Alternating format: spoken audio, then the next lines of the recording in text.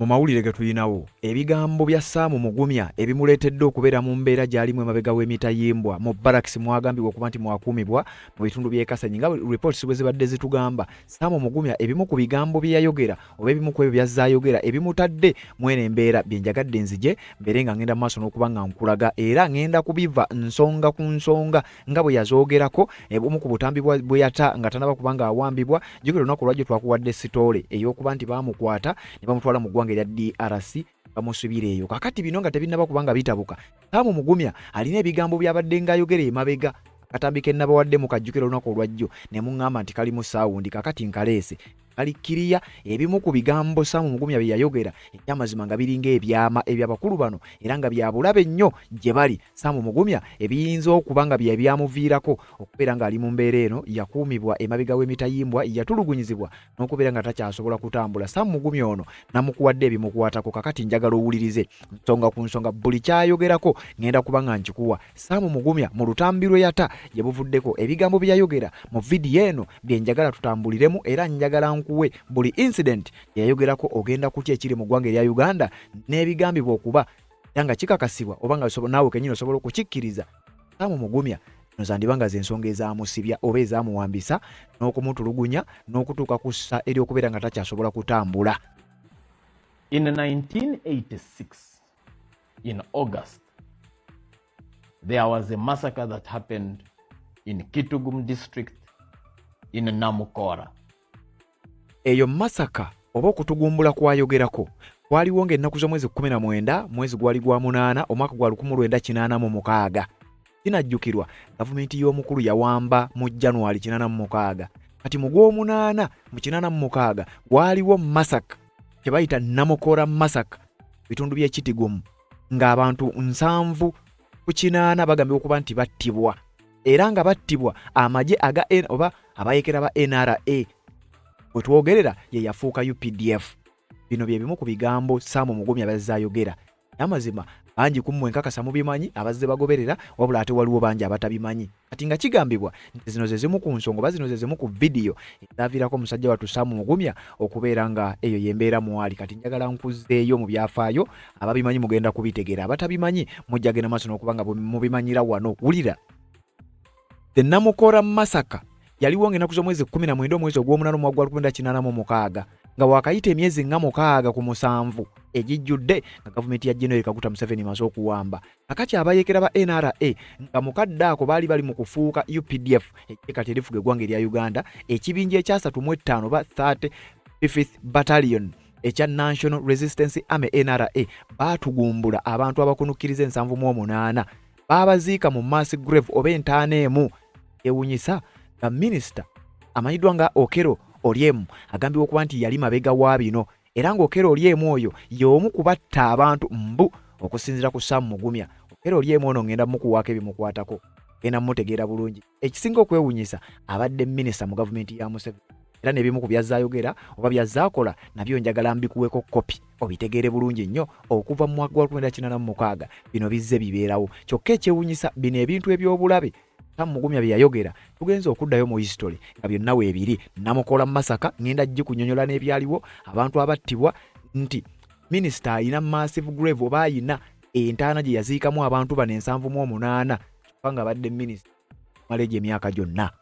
Mu mwezi ogwa July omwaka gwali gwa 1989 Mukora masaka mu bitundu byeyo waliyo abantu 69 abagambibwa okuba nti battibwa nga abasajja n'abavubuka battibwa era nabo ne baziikibwa mu ntaana emu era nga kigambibwa okuba baali rounded up aba NRA eyafuuka UPDF. Naye wuliriza nnyo emyaka 1989 gavumenti y'abakulu yawaaga kirikiriza wano waali wayiseewo emyaka nga3 baali mu buyinza be bagenda maaso ne basalako abantu ne batta abavubuka n'abasajja babaziika mu ntaana emu. Nowuliriza bino byonna newankubadde nga bimanyiddwa era nga bulinga obujulizi obuli mu ICC. Njagala okutegeeza nti omukulu ono amanyiddwa nga Sam Mugumya ze zimu ku nsonga ze yayogerako ezigambibwa okuba zamuwambi newankubadde nga bingi nnyo naye bino bye bimu ku ebyo ebikulu. Kati Mukora masaka Namukora masaka kwe tugatta kye bayita Buchoro Peace Incident ku Choro Peace incident eno yaliwo nga 14 omwezi ogwokuna nenga 18 omwezi ogwokuna mu 1991 ku kyalo kye bayita Buchoro nakisangibwa mu bitundu bya Northern Uganda.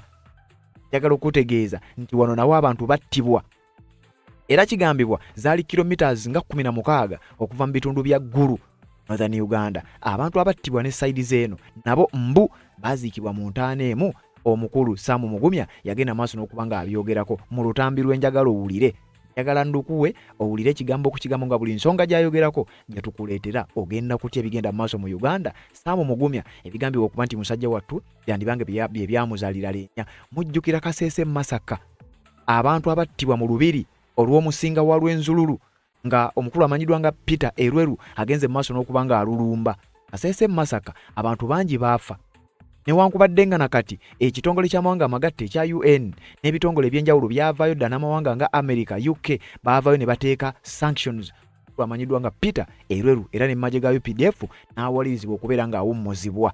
Kati musajja wattu Sam Mugumya yaleeta details omukatambi kano kenjagala owulire nga bino byonna byeyayogerako bye bimu ku ebyo ebisinga okuba eby'obulabe abakulu abali mu buyinza bw'eggwanga erya Uganda. Era mu bigambo bye ye yennyini ng'ayogera Sam Mugumya agamba nti bano be batta abantu ne incident n'abasiraamu abazze battibwa byonna abyogeddeko. Wabula ekimu ku bisinga okuba eby'obulabe era ebireese ensonga eno n'okubanga naffe vidiyo eno tugikoze kwe kubeera nti entaana ennyingi mass graves baziika abantu ng'abamu ku bakungu mu gavumenti y'omukulu nyini babadde babinako akakwate nga ye Okello Oryem agambibwa n'okuba mbu yenga yo omuntu alina entaana eyo baziika abantu ye mwennyini Okello Oryem.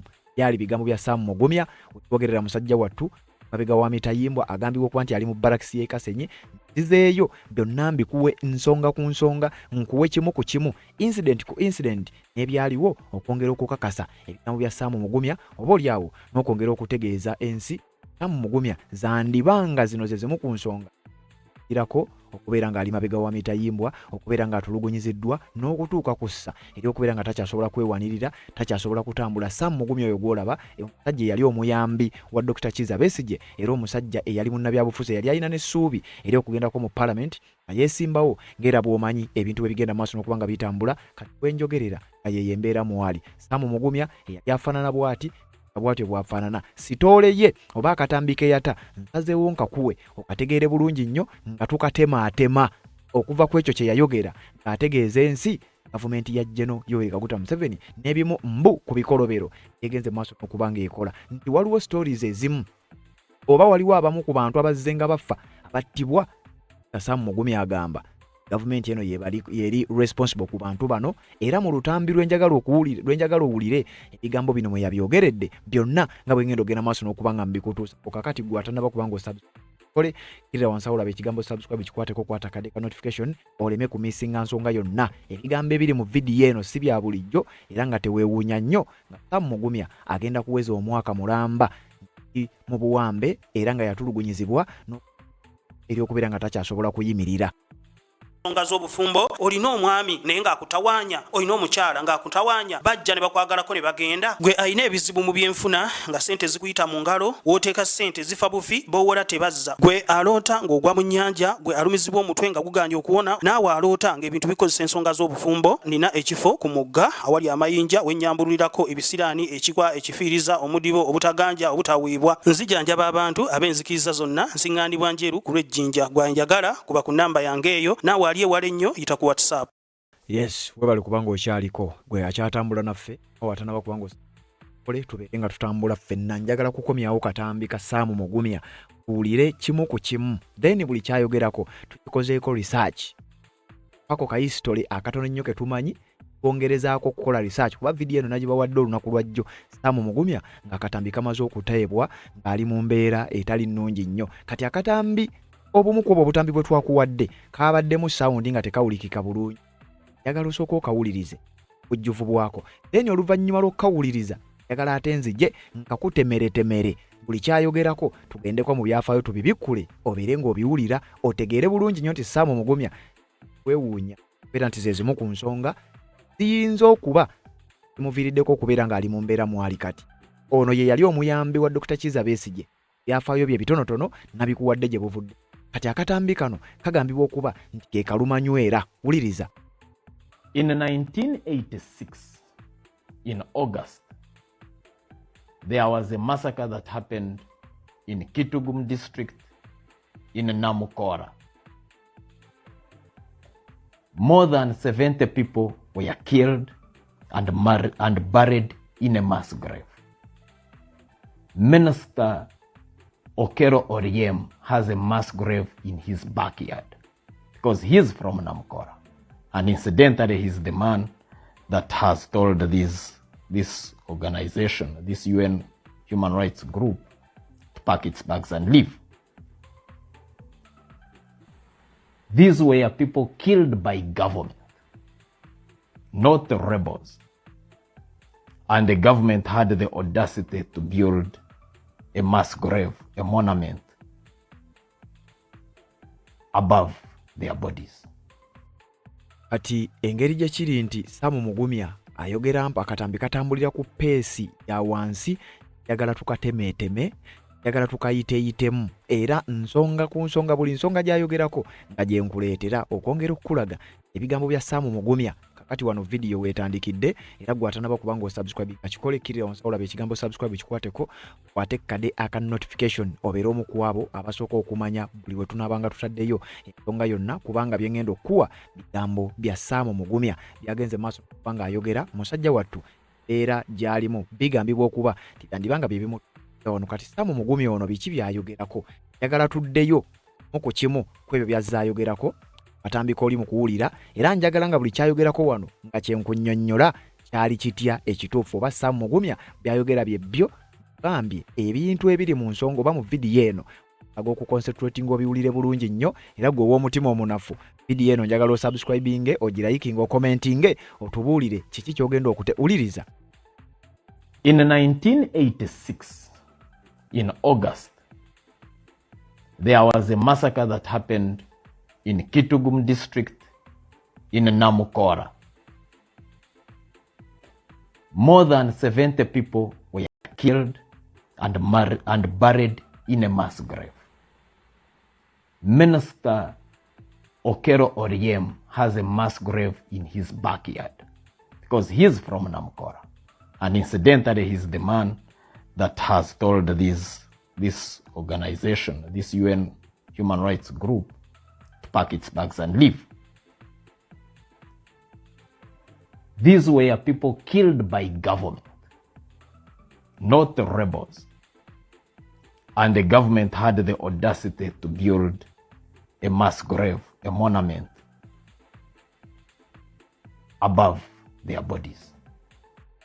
Ati wulira ayogedde ku kibayita Namukora massacre eyaliwo nga 19 omwezi ogw'omunaana omwaka gwa 1986 nga wakayita emyezi egisukka mu 7 gavumenti ya General Yoweri Kaguta Museveni amaze okuwamba obuyinza.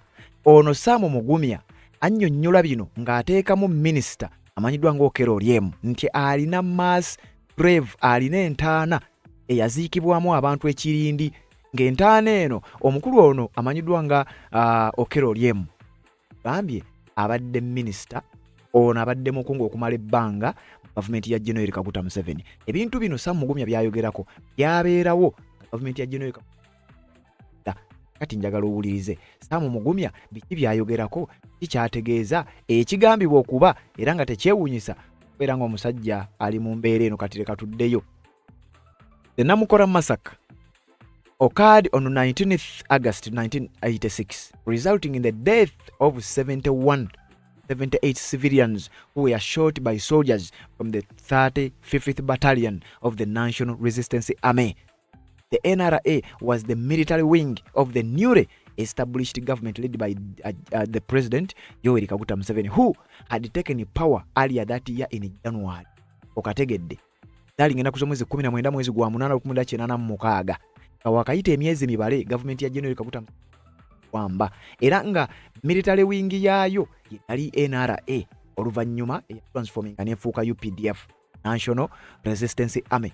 Batta abantu abawulira ddala wakati w'ensanvu mu omu n'ensanvu mu omunaana nga baabatta ng'ennaku z'omwezi 19 omwezi ogw'omunaana 1986 byabeera mu kitundu bakiyita Namukora.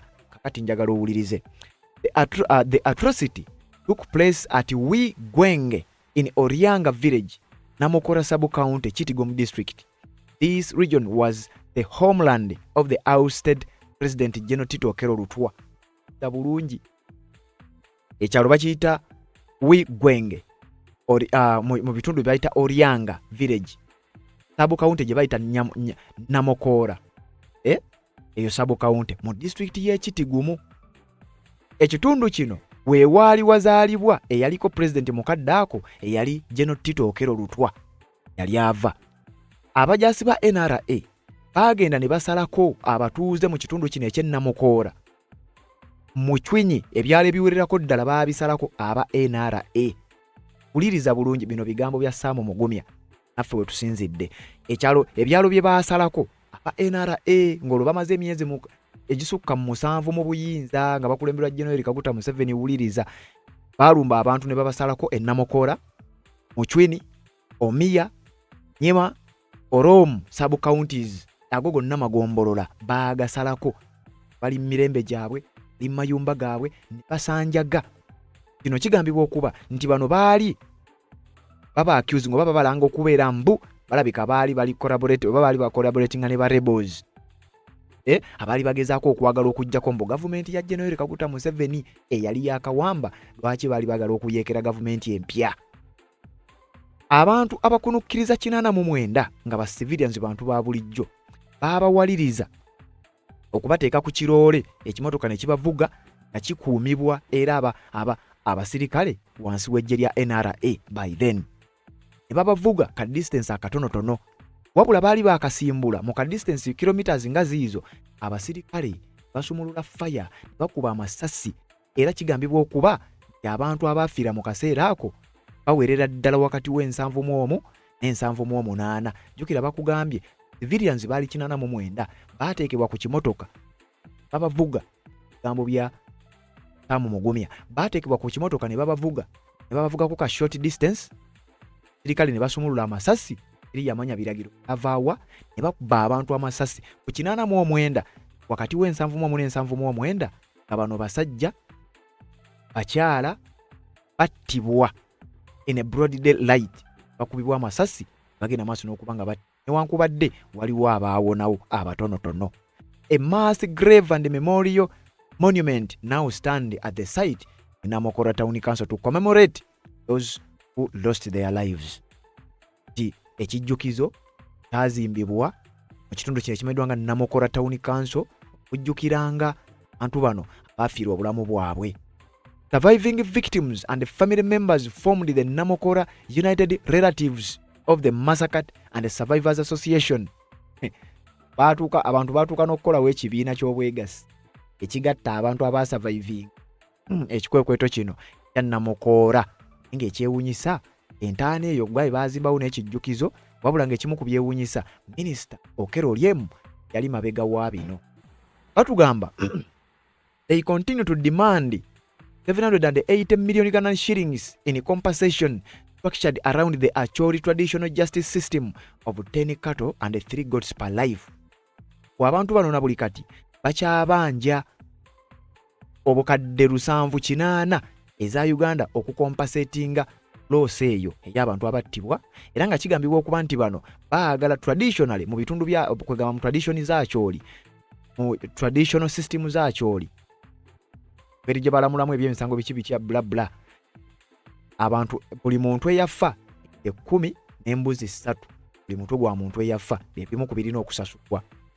The community has repeatedly requested the government to build a technical institute or a polytechnic school at the massacre site to provide skills and scholarship programs for the descendants of the victims. Abantu b'omu kitundu kino Namokora babadde nga basabira bakyagenda maaso n'okusaba gavumenti imbirewo n'essomero ery'ebyemikono erigenda maaso n'okuba nga linajjukirwanga kugaba libbule mu bantu bano abaafa, oba olyawo kibeere ng'ekimu ku bijjukizo ebyo eby'okujjukira incident eno. Aliwo annual memorial prayers are organized locally to commemorate the tragedy through. So survivors note that central government and high-ranking district officials frequently fail to attend. Mu bitundu bya Namokora buli mwaka bategekayo okusaba misa ba ebitambiro bya misa okusabira emyoyo gy'abana abantu abattibwa mu kikwekweto ekyo kye nkugambye Namokora Massacre baba basanyufu bwe bakitegeka olw'ensonga gavumenti yakizira. N'abamu ku bakungu abaviira ddala mu kitundu ekyo ba officials abakozi ba gavumenti bo nabo baakizira. Kino kibanyiiza era kibakutulira ddala. Kati wuliriza. Henry Okello Oryem ono gw'olaba ku screen yo is intimately aware of the Namokora massacre because he is from Namokora and serves as the Member of Parliament for Chua County. Furthermore, he is the son of General Tito Okello Lutwa, the former Ugandan president whose ousting ousted by General Kaguta Museveni's NRA triggered the regional tensions. Ono omukulu amanyiddwa nga Henry Okello Oryem. Ekyewuunyisa taata we ye Tito Okello Lutwa o president yepa. Naye aviira ddala mu kitundu ekyo era kigambibwa okuba nti alina ne kyamanyi ku ebyo byonna ebyagenda mu maaso. Ali responsible, ali aware, intimately aware of the Namokora massacre. The vital claim that Minister Okello Oryem has a mass grave in his backyard stems from a widely circulated public speech and online videos criticizing his actions as a government minister. Ebigambo mbubize nga bitambuzibwa nga byogerebwa era minisita ono Okello Oryem nga abantu bamulumiriza kubanga alina kyamanyi sinakindi alina mass grave. Abwowulidde Sam Mugumya Katambi bwagambye omukulu ono ekyewuunyisa kwatibwa, asibiddwa, ateekeddwako mbeera yonna yakabonera akalaga kyokka oli awo ebikolobero ebyo ewo tuli mu mboozi. Sam Mugumya gye yanyumya ebimu ku bigambibwa okuba nti byandiba nga byamutuusa mbeera gy'alimu olwali. Kati naffe mutuusire. Okello Oryem oyo gw'olaba abadde mu bifo eby'amaanyi ennyo. Yazaalibwa nga 21 January 1960. Baamuzaalira Jinja wano. Naye olw'ensonga nti taata we baali baamusindikayo naye ng'ava mu kitundu kye bayita Chwa County y'Ekitigo. Somera Victoria Nairo wane Jinja, n'agenda mu ggwanga lya UK n'asomerayo ko, n'asoma kugamba musajja muyivu nnyo. Mutabani wa Tito Okello Lutwa, president w'eggwanga ya Uganda wakati wa 1985 paka January wa 1986. General Kaguta Museveni gwe yawamba n'amujja mu buyinza. Abaddeko mbaka wa parliament akiikirira Chwa County Ekitigo district wano wennyini bino ebikolobero we byali. Abaddeko state minister w'ebyemizannyo wakati wa 2010 ne 2005. Abaddeko ne ministry ez'enjawulo. Abaddeko minister of state wa foreign affairs ne internal affairs mu myaka naddala 2 enaawo. Abadde minister ow'ensonga ez'ebweru w'eggwanga okumalira ddala ebbanga. Era wano office ya minister wa foreign affairs ono yakolerawo ebintu bingi nnyo. Kinajjukirwa nti Okello Oryem ye minister eyali mu mitambo egy'ensonga za Lumbuye. Mujjukira nga bagamba nti Fred Lumbuye bamukutte ne bamuleeta. Era omu ku baminisita abaakakasa eggwanga nti Lumbuye tumuleese yali minister Okello Oryem. Information of public interest that Lumbuye is in custody of the Turkish authorities with some other Ugandans, and they have been charged with several crimes they have committed or offenses that the Turkish authorities have preferred, including breach of immigration regulations and rules. They will be deported, or they already been deported and they're en route to Uganda, where they will be in Uganda probably in the early hours of tomorrow morning. I wanted to... So, was Lumbuye deported to Uganda or Lumbuye is still in Turkey? That will answer us precisely, and we agree that the discussions are ongoing. Because Honorable Oryem said Lumbuye was deported. The minister is saying discussions are going on. So, is Lumbuye in Uganda or Lumbuye is in Turkey? And recently, Honorable Oryem said Lumbuye will be produced in courts of law in Uganda. Now, the line minister is saying discussions are ongoing. Let us get one thing that is clear. Is Lumbuye in Uganda or Lumbuye in Turkey? Minister? Maybe I'll ask Honorable Oryem to speak. Kakati Honorable Okello Oryem ye yavaayo n'ategeeza oyo ye musajja yavaayo n'atuuza press conference n'ategeeza eggwanga nti Fred Lumbuye agenda kubeera deported era essaawa yonna ali ku nnyonyi essaawa yonna etuuka. Ebyo binajjukirwa bw'obanga obadde ogoberera nkakasa obimanyi. Okello Oryem y'omu baamubuuzako ku kya Robert Kyagulanyi Ssentamu okufuuka pulezidenti mu kalulu awo 2021 ye yaseka enseko ziri eno saawundi abasinga obungi n'okugitambuza bagitambuza. Kyagulanyi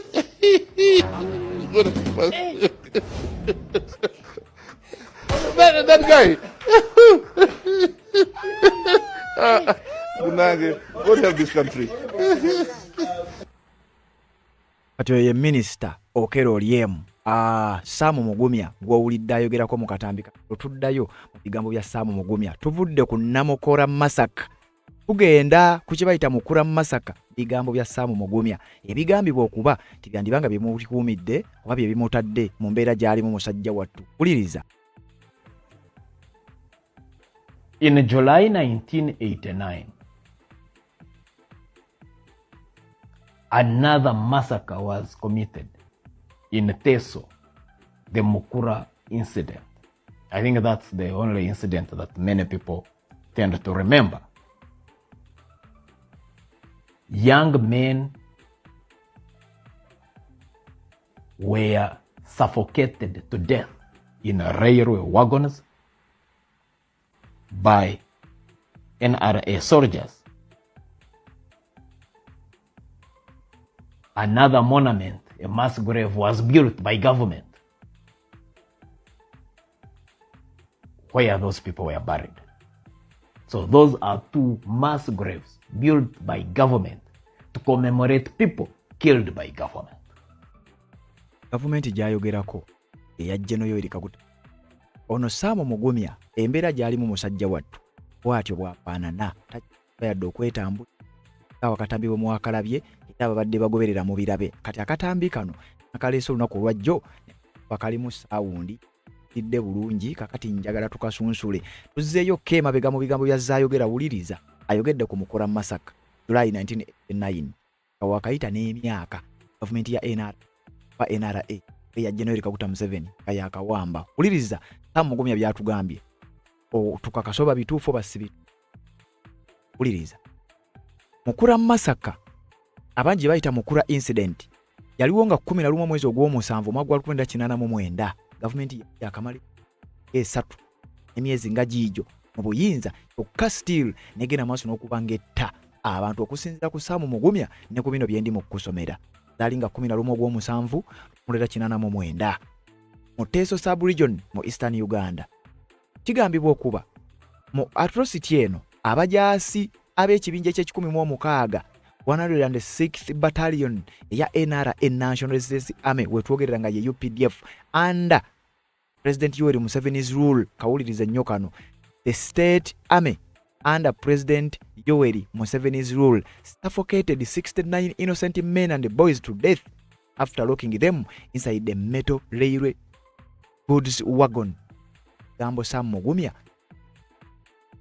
nti amaje aga NRA wansi wa President Yoweri Kaguta Museveni yakamala emyaka 3 mu buyinza. Guno gwali gwa mwaka gwa 1989. Bakwata abavubuka abalenzi n'abasajja 69 ne babateeka mu tukiyito baki container a metal railway goods wagon eky'ebyamaguzi ekyana kya train katukiyito baki container kya train ne bateekamu abavubuka abalenzi n'abasajja 69 babaleka pocketinga paka we baafa bonna. Following a security swoop that began on July 5th, 1989 in Kapir and the Mukura sub-counties, the NRA rounded up approximately 280 to 300 local residents. Era nga bwe baakola luli nga bw'owulidde mu bigambo biri bye nkuwadde. Olwo nno tuli mu mboozi. Sam Mugumya gye yanyumya njagadde njikuleetere mu katambi kano otegeere bulungi nnyo abakulu ebikolobero ebyogerebwako ekigambibwa okuba nti byakolebwa wansi w'obukulembeze bwabwe era nga ze zimu ku nsonga eziri mu kutiisibwa ti kwegamba okutya we kuli nti ensonga zino zandibanga ze zikuumidde Sam Mugumya emabega w'emitayimbwa musajja wattu. Njagala ogenda mu maaso n'okuba nga nkutegeeza. The victims, mostly fathers, farmers, teachers and local youth were targeted under the suspicion of being collaborators for the Uganda People's Army, a rebel movement then fighting Museveni's government in Teso sub-region. Kibano abavubuka n'abasajja bano gavumenti ya General Kaguta Museveni yali yabateebereza mbu bandibanga balina akakwate sinakindi okubanga bakolagana ne gavumenti n'abayeekera ba UP bali babayita ba UPA Uganda People's Army abaali baagala okusuula gavumenti ya Museveni nga basinziira etteeso katimbu.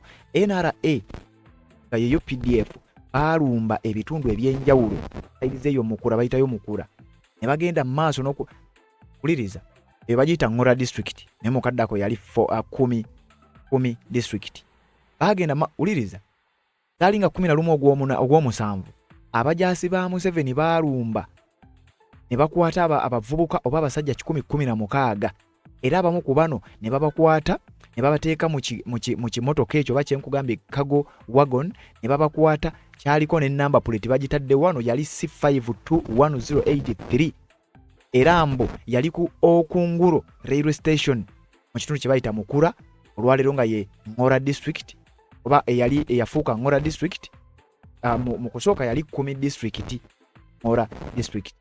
Kigambibwa uliriza statement yeno. The men were sealed inside the metal box under a burning afternoon sun. Babateeka mu container mu budde nga bwa musana. Omusana ne gwokya container ne bagenda maaso n'okubanga bafa bonna ne suffocatinga. Era oluvannyuma lw'okubeera nti baafa baziikibwa kaneemu era zezo mass graves gambibwa okuba Sam Mugumya z'owulidde ayogerako mu katambi. Some historical testimonies and reports state that brushwood was lit beneath the wagon, effectively turning it into an oven, despite the trapped civilians screaming for air, water, and mercy. Kigambibwa reports ezimu eziri unconfirmed mbu konteina ezo kiyinza okuba nga tegwali na musana gwe gwokka gwabateekebwako wabula mbubuza ndibanga zaakubibwako n'omuliro waggulu. Abantu bano ne bafa nga bawulirwa bulumi baalajjana naye nga tewali muntu n'omu agenda mu maaso kubeera nga abawuliriza, tewali muntu n'omu yagendanga mu maaso kubeera nga akkiriza bye baali babagamba. Okulajjana kwabwe ne kuba nga tekwabayamba, ne bafa nga balajjana, ne bafa nga bawulira.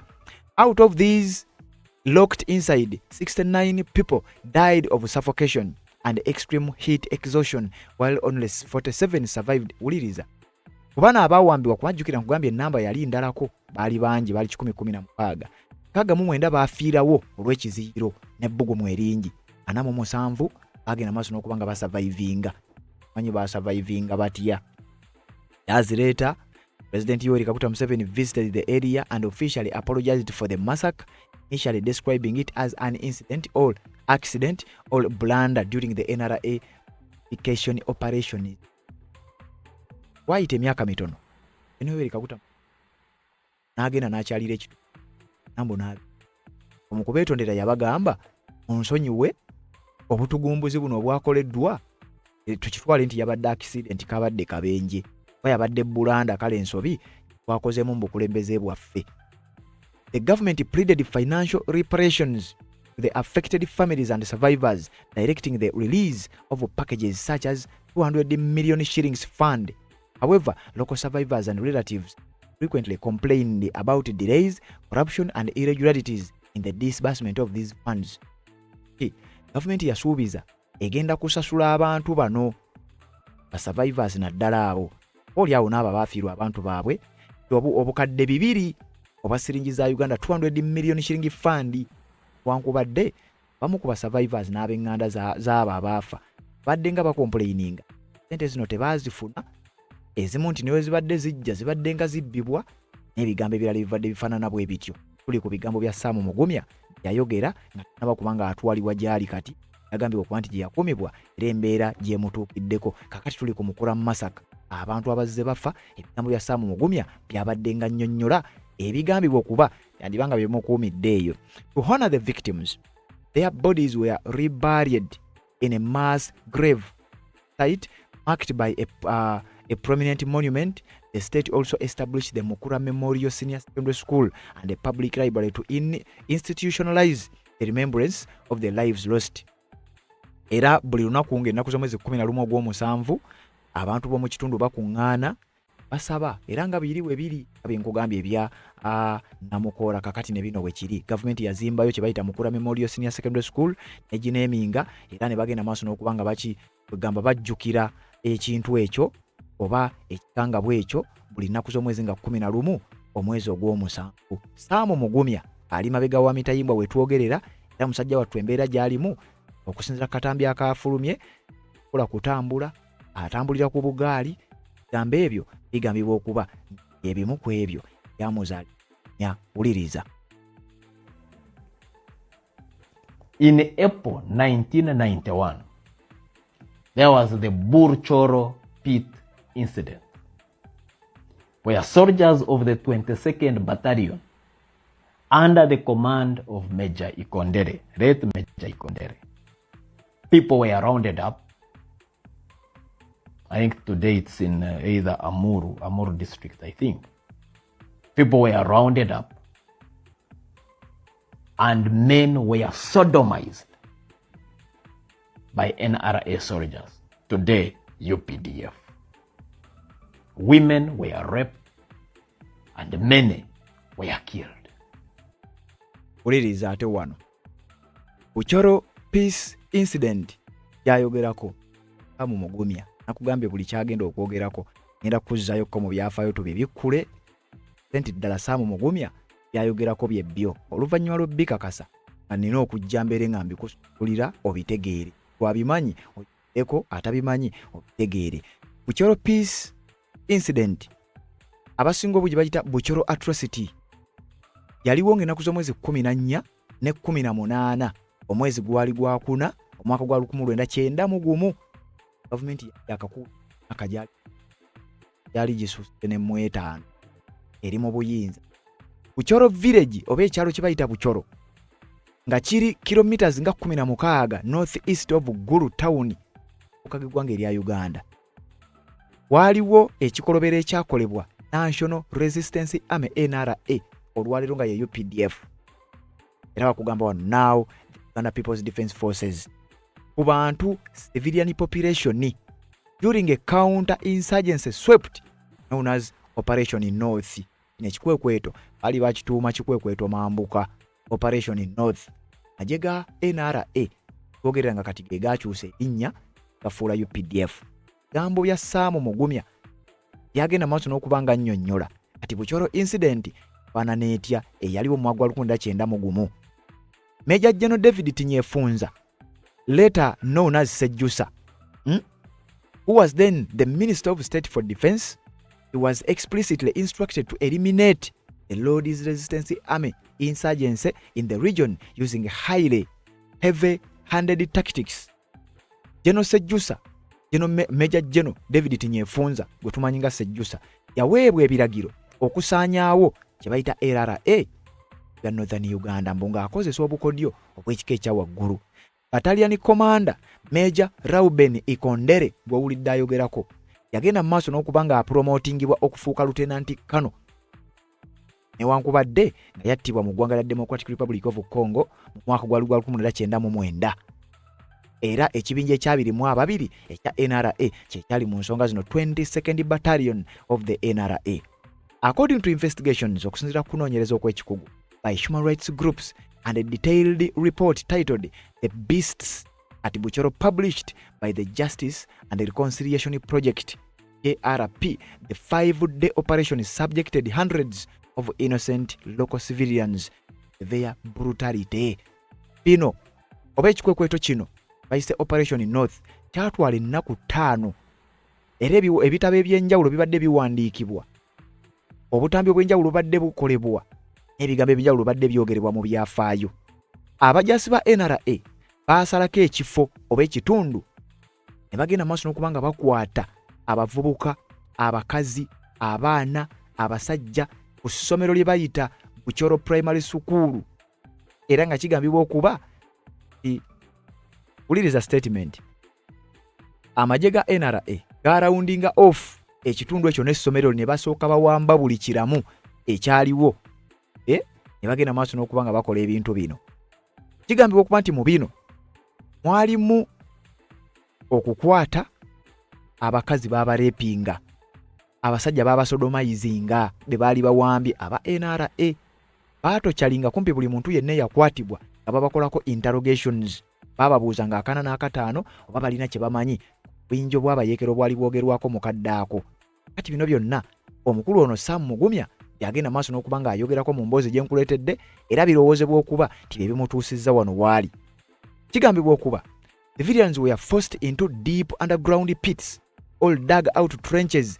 Soldiers then uliriza using red pepper, cayenne and blew the toxic smoke into the pits. Abantu engeri gye babattamu bano ozi etebwa Sam Mugumya byafaayo naffe ne tuginoonyerezaako tugenza okukizu aliyo era nga gyeri.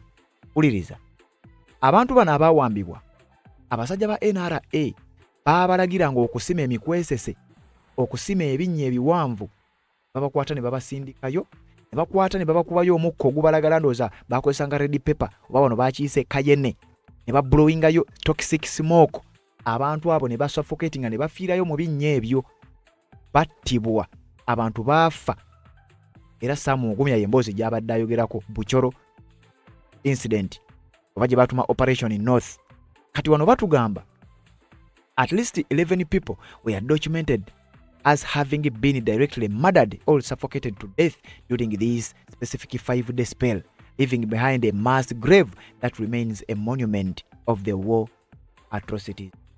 Abantu nga 11 mwaka akaseera kokka bamaze bakaka okusima agannya agawanvu, then mu gannya ago bana abasajja ba NRA ne bakomererayo omukka ogw'obutwa oba oliawo kye bayise toxic smoke. Abantu bano basuffocatingirayo bambi basajja batu ne bakazi battu n'abavubuka amwali n'abaana ne bagenda maaso n'okuba nga bafiirayo.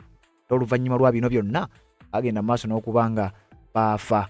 The troops systematically looted and destroyed civilians' properties, livestock and food stores across the village. Kubye Buchoro abasajja bana aba NRA bwe balaba nga abantu bano babakoze be babakoze, battibwa, babatta, batwala ebintu byabwe n'ente zaabwe na buli kimu kumpi kyagenda maaso n'okuba nga kitwalibwa. Sam Mugumya agenda maaso n'okuba nga abyogera mu bumu ku butambi bwe tugenda maaso n'okuwa mu mpoozi Sam Mugumya nga ayogerako naffe ne twagala tunoonyereze tulaba oba ddala gyebiri. Wulira. So, there is a history of mass killing by the military. Then, in the 2000s, early 2000s, we had the disappearances of young Muslim men on account of being ADF. None of them were taken to court.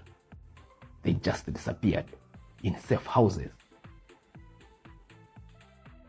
Akati ayogedde mu gyenkumi 2 awo abasiraamu abazze bakwatibwa nga babalinkinga ku ADF, batwaliddwa mu makooti, batwaliddwa kuwozebwa n'ebigambo ebirala by'owulidde. Nzizeeyokko ne ngamba early 2000s and late 2000s ne mu biseera bino ebyo ebintu ebimu bibadde birabwako. Aisha Nakasibante was arrested in 2014. He was held on remand for years and subjected to harsh conditions. The Director of Public Prosecutions, DPP, formally dropped all treason and ADF-linked charges against her in 2018 to a lack of evidence. Sam Mugumya agambye abamu ku bantu bazze bakwatibwa abasiraamu babalinkinga ku ADF oluvannyuma bagenda okuzulwa nga tebayisango tebali compensated babaliiriridde. Bwe tugenze mu byafaayo okunoonyereza tufunye agamu ku mannya. Aisha Nakasibante yakwatibwa mu mwaka gwa 2014 ne bagenda maaso n'okuba nga bamulimandinga okumala emyaka ne bamutaddeko embeera ey'akazigizigi n'atulugunyizibwa. Wabula DPP mu mwaka gwa 2018 baasuula emisango gyonna nga kigambibwa tewaali bujulizi bwabula obwali bumulumika okubeera nti alina kyamanyi ku misango egyo. Kyokka jjukira bamumazizza emyaka emabega w'emitayimbwa ku limandi bamulinkinga ku ADF 2018, bamukwata 2014, 2018 ne bakitegeera nti ali linkiti ku ADF, tebamukompensatinga. Amiru Kinene and Hakimu Kinene, two brothers who were arrested, tortured and paraded as key ADF collaborators. They were fully acquitted by the International Crimes Division of the High Court after the state failed to present any viable evidence against them. Uliriza. Waliwo bana ababiri abooluganda, Amiru Kinene ne Hakimu Kinene, baakwatibwa nga nabo bagambibwa okuba nti balina kye bamanyi ku kye bayita ADF. Bano abooluganda ababiri baakwatibwa nti balina kye bamanyi oba key ADF collaborators. Kyokka oluvannyuma gavumenti oba High Court International Crimes Division of the High Court oluvannyuma lw'okulemererwa okupresentinga viable evidence erumika abantu bano bagenda maaso n'okubanga emisango bagibajjako. The Luzira 19 group, a group of 19 Muslim suspects arrested between 2013 and 2015. After spending years in a maximum security confinement, the state withdrew all treason charges against them in 2018 mid-trial because none of the testimonies would link them to rebel group. Waliwo abantu abakwatibwa kye bayita Luzira 19 group. Abantu 19 abasiraamu bakwatibwa wakati wa 2013 ne 2015 bagambibwa okuba nti ba ADF. Basi ekyo nga bali linked ku ADF. Wabula 2018 babata igambibwa nti obujulizi bwabula obwali bubaliikinga ADF.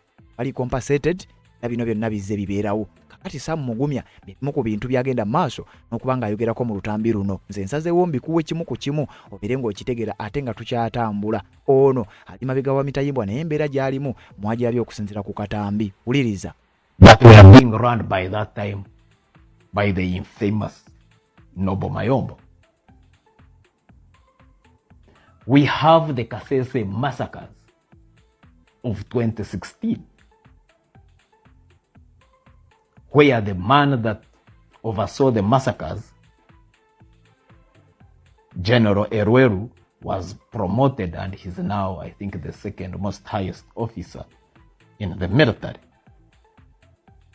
You have the killings on the Kampala streets of November 2020. Kati nga saba kumalayo era nga mmaliriza Kasese masaka gyayogerako eyo mugimanyi bulungi nnyo ne wesije nnyonnyola. Era bino dalingena kusomweza 26 omwezi ogwa November omwaka gwa 2016 wansi w'ebiragiro ebya Peter Erweru amaje ga UPDF galumba ne gatta ne gakuba abantu mu lubiri olw'omusinga wa Lwenzururu. Nga 26 soldiers under the command of Peter Erweru raided the Lwenzururu Kingdom's administrative offices and on Alexander Street in Kasese town. Bakuba ne battirawo mwaka akadde abantu 8 abaali ba Royal Guards ab'omusinga wa Lwenzururu. Era ku lwennyini mu afternoon biri byaliwo ku makya. Eri mu afternoon waliwo era obulumbaganyo obulala obwakolebwa. Emboozi y'e Kasese kakasa mugijjukira bulungi nnyo Kasese Masaka. Sam Mugumya gy'ayogerako eyatirimbula era yatuusa ne Peter Erweru okumuteekako sanctions ne wetwogerera ezigenda maaso n'okubanga zimutambulirako. Era nga amasasi wetwogeraga kavuga eddakiika eziwera 7. Akanyolagano kano mu lubiri lw'omusinga kakulungudde ebbanga erisoba mu ssaawa 2 nga UPDF egezaako okuggyako ebyokulwanyisa abakuumi b'omusinga.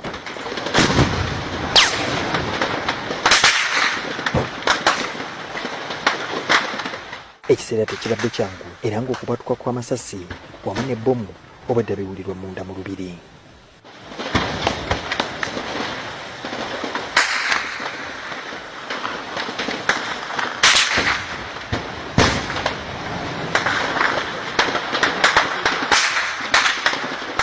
Oluguudo olugenda mu lubiri lwonna lubadde lusaliddwako ab'ebyokwerinda nga naffe bakira ebifaananyi tubikwatira wala.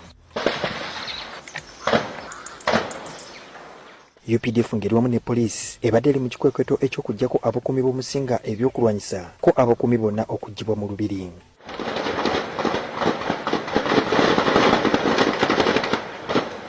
Kati ebyo byonna byali biragiro oba byakolebwa wansi w'ebiragiro eby'omusajja amanyiddwa nga Peter Erweru.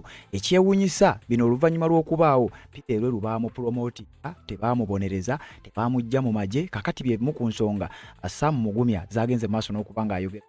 Peter Erweru era yawulirwa nako ng'ayogeza maanyi nnyo, ng'ategeeza nga bwe mutalina kye mumugamba era nga bino bwe yabikola mu mateeka. There was no child in that camp. There was no child there. Mumbere got to know that we were going to attack him on Friday. That inspection was being commanded by witchcraft. Most of the activities there were purely witchcraft. Most of them, you find they had quite a number of witch doctors. The tough-talking army chief who has been to the Rwenzururu Palace on an Peter Elweru ekyaddirira ggwanga lya America kumuteekako sanctions era ne bw'omulabira ali awo Peter Elweru takyasobola kulinnya kigere kye mu ggwanga lya America, takyasobola kulinnya kigere kye mu ggwanga lya United Kingdom n'amawanga ag'enjawulo wamu n'emikago egy'enjawulo bamuteekako sanctions lw'ekyo ekikwekweto kye yakola mu bitundu by'e Kasese era ekyo nkakasa buli omu akira bulungi. Kati omukulu ono amanyiddwa nga Sam Mugumya akatambi kano kensazeewo okuwa olw'ensonga nti olunaku olwajjo kabaddemu ebirumira temwakawulidde bulungi nnyo. Peter Elweru wengenda ogenda maaso n'okuba nga nsembyayo mu mboozi ya Sam Mugumya era musajja wattu ebigambo bino kasooka bikumalireyo nzije tubeere nga tweyongerayo. So, right from inception, right from the time when Museveni came to power, there have been massacres of citizens. But all this time, Sam Mugumya agamba nti okuviira ddala General Kaguta Museveni bwe yafuuka president wabaddewo okutta ba bulijjo masaka okutanjaga era musajja wattu wenjogerera embeera gy'alimu bw'atyo bw'afaanana okusinziira ku bifaananyi n'akatambi akaaliikinze era ne sitole gye twakuwadde okusinziira ku David Lewis Rubongoya n'abamanyi eby'omunda nga bagamba Sam Mugumya mbu ali mu barakisi y'e Kasenyi era mbu yatulugunyizibwa nnyo era eyo embeera bw'atyo gye era nga mu barakisi mwali mugambibwa okuba nti mwemuli omuvubuka amanyiddwa nga King Sale wabadde omukulu alina oluganda ku Jeno Kayindo Tafiire mwakuumibwa abasajja bali ba Bobo Njagi bannansi b'eggwanga lya Kenya abali bakwatibwa mu kkulu wabadde Honorable Muwanga Kivumbi n'abamu ku bantu abalala nga bw'obiwulidde ebigambo bwe bibadde byogerebwa kakati Sam Mugumya bw'atyo ze zimu ku mboozi zaabadde nga breakinga ebbanga lyonna era wabadde nga ayogera bino bingi mubadde nga mubiwulira kati akatambi ako ndowooza kategeerekese era nkakasa n'ebyo mubitegedde bulungi nnyo ebyaliwo Sam Mugumya yagenda maaso n'okuba nga anyumya emboozi ezo kati tuwulizanye mu updates eziddako. Ensonga z'obufumbo olina omwami naye ng'akutawaanya, olina omukyala ng'akutawaanya, bajja ne bakwagalako ne bagenda. Gwe alina ebizibu mu byenfuna nga ssente zikuyita mu ngalo, w'oteeka ssente zifa bufi b'owola tebazza. Gwe aloota ng'ogwa mu nnyanja, gwe alumizibwa omutwe nga guganye okuwona, naawe aloota ng'ebintu bikozesa ensonga z'obufumbo. Nina ekifo ku mugga awali amayinja wennyambululirako ebisiraani, ekikwa, ekifiiriza, omudibo, obutaganja, obutaweebwa. Nzijanjaba abantu ab'enzikiriza zonna, nsiŋŋaanibwa njeru ku lw'ejjinja. Gwanjagala kuba ku nnamba yange eyo, naawe ali ewala ennyo yita ku